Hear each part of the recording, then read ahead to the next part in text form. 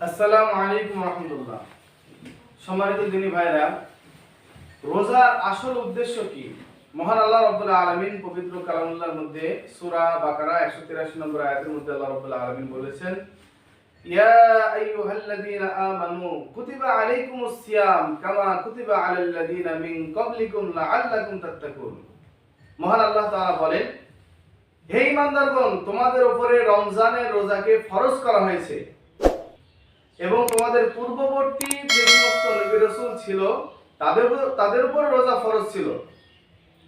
আল্লাহ তাআলা বলছেন যে এই রোজার দ্বারা মূল লক্ষ্য উদ্দেশ্য হচ্ছে লাআল্লাকুম তাত্তাকুন, তাকওয়া অর্জন করা, আল্লাহর ভয় অর্জন করা।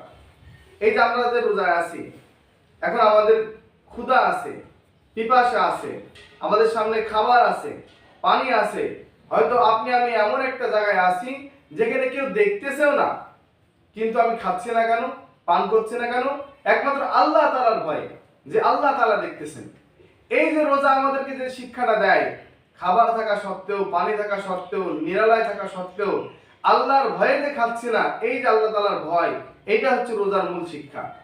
রমজান মাস 12 মাসের মধ্যে মুমিনের জন্য একটি মাস, ট্রেনিং এর মাস। মুসলমান একটা মাস এই ট্রেনিং করবে, তাকওয়া ট্রেনিং। আর তাকওয়ার এই ট্রেনিংটা নিয়ে সে বাকি 12 মাস আর 11টা মাস চলার চেষ্টা করবে, তার বাকি জীবন চলার চেষ্টা করবে। রমজান আমাদেরকে এই শিক্ষাই দেয় যে অন্য সময় আমার সামনে যেরকম হারাম টাকা আসবে, হারাম খাবার আসবে, হারাম কিছু আসবে, রমজান মাসে যেরকম সুযোগ থাকা সত্ত্বেও আল্লাহর ভয়ে খাইনি, অন্য মাসেও আমরা সুযোগ থাকা সত্ত্বেও হারাম টাকা ধরবো না, হারাম খাবার খাবো না, হারাম কাজ করবো না, হারাম কথা বলবো না, অন্যায় করবো না। রমজান মাসে যেভাবে আল্লাহকে ভয় করেছি, অন্য মাসে সেভাবে আল্লাহকে ভয় করব।